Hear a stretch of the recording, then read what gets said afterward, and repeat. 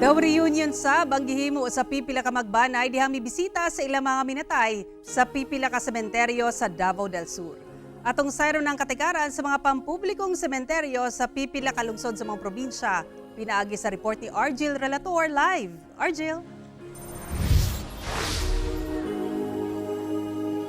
Sara, ubay-ubay na sab ang nibisita sa mga sementeryo dinhi sa Davao del Sur karong All Saints Day. Og nahimo na sab kini nga higayon nga daw magreunion ang mga magbanay sanglit nag-abot sila sa pagbisita sa ilang minatay sa sementeryo.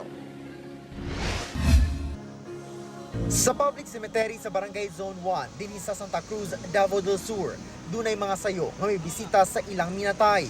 Sama ni Tatay Maximo nga gibisita ang lubnganan sa iyang asawang unom ka tuig na nga mipanaw. Yaron, sa uno, sa November.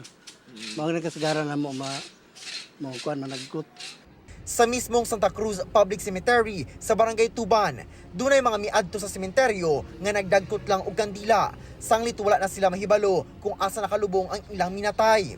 Dunasay nagbilin og papel nga dunay pangalan sa mga minatay nga ilang gidagkutan og kandila ug gipahalaran og pag-ampo. Gipatung-an ang maong dagkutanan sa ubay-ubay ka mga pansyon nga gipangbalbag na. Gani, makita pa ang mga guba na nga mga lungon sulod sa pansyon. Apan wala na yung mga bukog sanglit gipangbalhin na sab sa mga kabanay. Sobra tuig na sab kini nga gi-condemn nga parte sa maong sementeryo, human giabisuhan sila nga ibalhin na ang mga bukog sa mga minatay tungod maagian sa road widening ang maong parte sa sementeryo.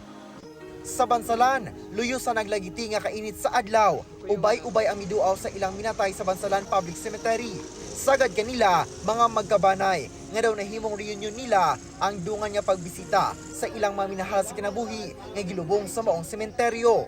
Importante yun kay kuan manggod di man nato kalimtan atong mga ginikanan, mga igsuon nga nibian na sa kalibutan. Samtang mas luag ug bashan ay na ang Magsaysay Public Cemetery diyang natapos na ang rehabilitasyon sa maong sementeryo. Giplastar ang mga lubong sa apartment type nga pansyon nga gipwesto palibot sa sementeryo. Butang nga gikalipay sa mga miduaw, sanglit dili na matud pa sila kinahanglang mutamak sa mga pansyon sama sa mga milabayng tuig. Nindot na kayo ang dagan ri sa mong sementeryo, dili na hasol ang mga muduaw bat.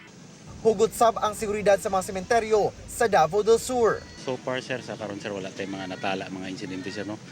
Half safe kata karon sir in terms of our peace and order situation, manageable na to sir.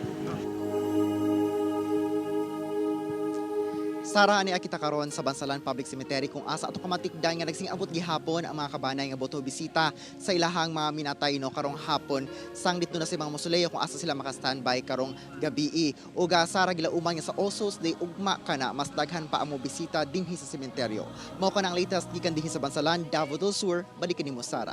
Okay, dagang salamat Argel Relator.